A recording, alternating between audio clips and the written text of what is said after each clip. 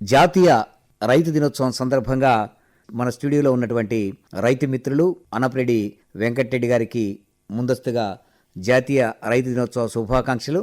జాతీయ రైతు దినోత్సవ శుభాకాంక్షలు రైతులందరికీ. ఈ జాతీయ రైతు దినోత్సవం సందర్భంగా ప్రభుత్వం కూడా రైతులకంటూ ఒక పండుగలాగా ఈ కార్యక్రమం చేయాలని చెప్పేసి రైతు దినోత్సవం ఏర్పాటు చేయడం జరిగింది. ఈ రైతు దినోత్సవం సందర్భంగా మీరు ఏ పంటలు వేస్తున్నారు, ఏ పంటల్లో ఎంత అనుభవం ఉంది, మీ సాగులో మెలకువలు సాటి రైతులు తెలియజేయండి. ముఖ్యంగా ఈ మధ్య కాలంలో మనం గమనిస్తే చాలా వరకు కూడా రైతులు విపరీతంగా ఈ రసాయన ఎరువులు వాడుతున్నారు. సేంద్రియ వ్యవసాయం చాలా తక్కువలో చేస్తున్నారు. ఈ సేంద్రియ వ్యవసాయం యొక్క ఆవశ్యకత ఎంతవరకు ఉందంటారు? రాసాయనిక పిచికారీ మందులైతేనేమి, రసాయన ఎరువులైతేనేమి మోతాదుకు మించి వాడుతున్నారు. అధిక దిగుబడులు సాధించాలి అనేటువంటి ఒక పోటీతత్వంతో ఒక అనారోగ్యకరమైన వాతావరణంలో ఇవాళ ఎరువులు వాడుతున్నారు రైతాంగం. మరి ఇలాంటి రైతులకు ఒక అనుభవం ఉన్న రైతుగా మీరు ఈ ఎరువుల విషయంలో సాటి రైతులకు ఎలాంటి సలహాలు ఇస్తారు? సార్ నమస్కారం సార్, నా పేరు అన్నపరెడ్డి వెంకటరెడ్డి. 2001 నుండి ఆర్గానిక్ ఫార్మింగ్ చేసేవాడిని. ఇప్పుడున్న పరిస్థితులలో వ్యవసాయం చేయాలంటే కూడా కష్టతరమైన విషయం. కానీ ఈ వ్యవసాయం కూడా పోటీ వ్యవస్థలాగా తయారైంది. పోటీ వ్యవస్థలాగా తయారు కాకుండా మనకున్న ప్రకృతి పరంగా వ్యవసాయం చేయడం చాలా మేలు. ఎందుకు అనంటే పోటీ వ్యవస్థలో నేను 40 పండించాను, నువ్వు 30 పండించా, వాడు 60 పండించానని ఒక పోటీ వ్యవస్థగా తయారయ్యి విచక్షణారహితంగా పురుగు మందులైతేనేమి, రసాయనిక ఎరువులైతే వాడడం వలన నేల ఆరోగ్యం పూర్తిగా దెబ్బతిన్నది. నేల తల్లి ఆరోగ్యాన్ని కాపాడుకోవాలి అంటే మనము రైతు స్థాయిలో రైతు ఎంతవరకు మరి జాగ్రత్తలు తీసుకోవాల్సిన అవసరం ఉందంటారు? భావితరాలకు మంచి నేలను అందించాలి. ముందు తరాల వారికి నేల ఆరోగ్యాన్ని కాపాడాలా. నేల ఆరోగ్యం కాపాడాలంటే నేలలో ఉండవలసినటువంటి లక్షణాలు ఏంటంటే 25% నీరు ఇంకే పరిస్థితి ఉండాలా, 5% కర్బన శాతం ఉండాలా, 45% ఖనిజ లవణాలు ఉండాలా, 25% గాలి ఉండాలా. అప్పుడుకి 100% అవుతుంది. అంటే 5% కర్బన శాతం కలిగినటువంటి నేల ఆరోగ్యమైన నేల. ఏ పంటలు వేసినా కూడా ఎలాంటి పురుగును ఆశించినా కూడా పంట పండడానికి ఆస్కారం ఎక్కువ ఉంది. అంటే మరి ఈ కర్బన శాతాన్ని పెంచాలి అంటే నేలలో కర్బన శాతాన్ని పెంచాలి అన్నప్పుడు మనము గ్రీన్ మాన్యూర్ ఎక్కువ వాడాలా. రసాయనిక ఎరువులు కానీ, పురుగు మందులు కానీ, కలుపు మందులు కానీ ఇలాంటివన్నీ 100% వదిలేయాలా. వదిలేసిన తర్వాత పెసర, మినుము, అలసంద ఇలాంటివి వేసి గ్రీన్ మాన్యూరు, FIM పశువుల ఎరువు ఇలాంటివి వేసి కలుపు మొక్కలను కూడా తగ్గించుకునే శక్తి ఉండాలా. కలుపు మొక్కలు మనము పెట్టిన ఎరువు సారములో 75% కలుపు మొక్కలే తీసుకుంటవి. అందుకని కలుపు మొక్కలు most important of weed management. కలుపు మొక్కలను సంరక్షించుకునేదే ఉండాలా. కలుపు మొక్కలు మెలవకుండానే చూసుకోవాలా. అన్నప్పుడు ఎక్కువ విత్తనాలు చల్లుకొని గ్రీన్ మాన్యూర్ తయారు చేసినప్పుడు 1కి 2 సార్లు ఒక క్రాప్ తీసుకోవడం, ఒక క్రాప్కు మళ్ళీ గ్రీన్ మాన్యూర్ వేసుకోవడం. నీటి సౌకర్యాన్ని పట్టి మనం వాడాల్సిన పరిస్థితులు ఉంటాయి. రెండవది, ఏ విత్తనమైనా సరే విత్తన శుద్ధి కావాలి. వాళ్ళు చేసి ఏ కంపెనీ వాడు చేసిన విత్తన శుద్ధి మీద ఆధారపడడం రైతు స్థాయిలోనే బీజామృతంతో తయారు చేసుకోవాలా. నారుమడి కూడా ఇతరుల మీద ఆధారపడకుండా స్వయంగా నారుమడి చేసుకోవాలా. ఆ తర్వాత వచ్చే కలుపును కూడా మనం గ్రీన్ మాన్యూరు, FIM ఇవన్నీ వేసినందువల్ల కలుపు మొక్కలు తక్కువ ఉంటాయి కాబట్టి అప్పుడు అతనికి ఇంకా ఎలాంటి కలుపు మీద అంతర్కృషి కూడా ఎక్కువ సార్లు చేయాల్సినంత అవసరం లేదు. మరి అన్నపరెడ్డి వెంకటరెడ్డి గారు, కలుపు చాలా వరకు కూడా పెట్టిన సత్వ తీసేసుకొని పంటను గిడసబారి పెట్టేటి చేస్తుంది అని చెప్పేసి అంటుంటారు. అదేవిధంగా మీ మాటల్లో కలుపు ఎక్కువగా ఉంటే పంటకు కూడా చీడపీడలు వచ్చేదానికి అవకాశం లేకపోలేదు అని చెప్పేసి అంటున్నారు. ఈ కలుపు తీతలు తీసుకోవాలంటే ఇవాళ రైతు కూలీలు చాలా వరకు కూడా అందుబాటులో లేరు కాబట్టి కలుపు పడకుండా ఉండాలంటే ముందస్తుగా ఎటువంటి జాగ్రత్తలు తీసుకోవాలంటారు? కలుపు మందు వాడకుండా మినుము, పెసర, అలసంద ఇలాంటివి వేసి మల్టిప్లై చేస్తే పలు పంటలు వేసి ఒక్కసారి 45 రోజులు దాటిన తర్వాత మల్టిప్లై చేస్తే కలుపు మొక్కలు ఆశించే అవకాశం చాలా తక్కువ. కొద్ది గొప్పలు అవేం కాదు. ఇప్పుడు సిస్టంలోకి వచ్చేటప్పుడు 0 టిల్లేజ్ ఒకటి వచ్చింది, బయో ఫర్టిలైజర్స్ ఉన్నాయి, బయో పెస్టిసైడ్స్ ఉన్నాయి, ఇవన్నీ ఉన్నాయి. ఆ తర్వాత CVR మెథడ్ ఉంది, ఆ తర్వాత కొన్నస్వామి మెథడ్ ఉంది.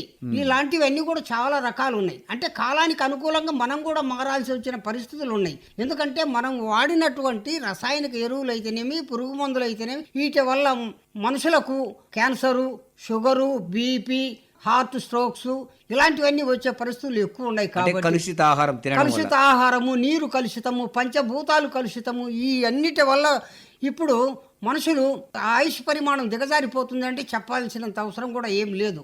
ఎందుకంటే అంత క్షీణదశకు మన ఆయుష్ తగ్గిపోతుంది. కాబట్టి మనం ఇప్పటికైనా మేల్కొని రసాయనిక ఎరువులను కానీ పురుగు మందులను కానీ తగ్గించి, పూర్తిగా తగ్గించడానికి ఒకేసారి ఎవరు చేత కాదు. కాబట్టి దాని గురించి ఈ బయో ఫర్టిలైజర్స్, బయోపెస్టిసైడ్స్, లింగాకర్షణ బుట్టలు, ఎర్ర బుట్టలు, పక్షి నిలయాలు అంటే పురుగు తాకిడిని పట్టి ట్రైకోగ్రామా కార్డ్స్ ఇలాంటివన్నీ వాడి ప్రకృతిని ఇబ్బంది పెట్టకుండా చేసే వ్యవసాయమే ఇప్పట్లో. దిగుబడుల గురించి ఆలోచించొద్దు. దిగుబడుల కంటే ఆరోగ్యం గొప్పది. దిగుబడి ఉంది, నువ్వు డబ్బు సంపాదించను, జబ్బు సంపాదించను, జబ్బు ఇక్కడ డబ్బు సంపాదించి ఆడ హాస్పిటల్లో డబ్బు పెట్టావు. అందుకని జబ్బు లేని డబ్బు కావాలి అని కోరుకుంటే మంచిదని నా అభిప్రాయం. రైతు ఇబ్బంది పడకూడదు అని అంటే ప్రకృతి వ్యవసాయం మలడమే మేలని నా అభిప్రాయం. చాలా వరకు కూడా పెట్టుబడిని కూడా తగ్గించుకునేటువంటి అవకాశం కూడా ఉంటుంది ఇందులో. ఇది ప్రకృతి పరంగా దొరికేటటువంటి వస్తువులు ఉన్నాయి. ఇప్పుడు ఆవు పేడ కావచ్చు, ఆవు మూత్రం కావచ్చు, ఇవే కాకుండా మన నూనెలు ఉన్నాయి. ఎమల్షన్ కాకుండా కోడిగుడ్ల ద్రావణంతో కానీ, తర్వాత కుంకుడుకాయ రసంతో కానీ నూనెలు కలుపుకొని స్ప్రే చేస్తే నూనెల వల్ల ఎఫెక్ట్ లేదు. మిత్ర పురుగులు అభివృద్ధి. మిత్ర పురుగు సహజము అసహజం అనే సూక్ష్మజీవులు ఉంటాయి నేలలో. సహజము అసహజం రెండు చనిపోయినాయి అనుకో, నేల ఏముంది, ఆరోగ్యంగా లేదు. ప్రపంచంలో పంటలు పండేది రెండే, తల్లి కడుపు పండాలి, నేల తల్లి పండాలి. నేల తల్లి పండకపోతే మన పరిస్థితి ఏంటో ఇంకొకసారి చెప్పక్కర్లే. నెక్స్ట్ జనరేషన్ వచ్చేటప్పటికి ఇదే విధంగా వాడితే ఇక నీకు ఆహారం అనేది మనకు ప్రశ్నార్థకంగా మారిపోతుంది. మరి నేల ఆరోగ్యంగా ఉండాలి అంటే ప్రకృతి వ్యవసాయం చేయాలని చెప్పేసి అంటుంటారు. ఈ ప్రకృతి వ్యవసాయం చేయాలంటే ఎరువులకు, ఈ రసాయన ఎరువులకు ప్రత్యామ్నాయంగా ఏ ఏ రకాల పంటలు వేసుకోవాలి, ఏ ఏ రకాల ఎరువులు వేసుకోవాలంటారు? ఇప్పుడు నీకు అందుబాటులో ఉన్నటువంటి పెసర, మినుము, అలసంద ఇలాంటివన్నీ మిక్సింగ్ క్రాప్స్ అన్నమాట. మిక్సింగ్ క్రాప్స్ చిక్కంగా వేసుకొని రోటావీటర్తో కానీ, నాగలితో కానీ, గొర్రెతో కానీ తోలి అంత waste decomposer bacteria most important. Waste decomposer bacteria చల్లేస్తే నీకు బాగా మల్టిప్లై అవుతుంది, మొత్తము కుళ్ళిపోతుంది త్వరితంగా.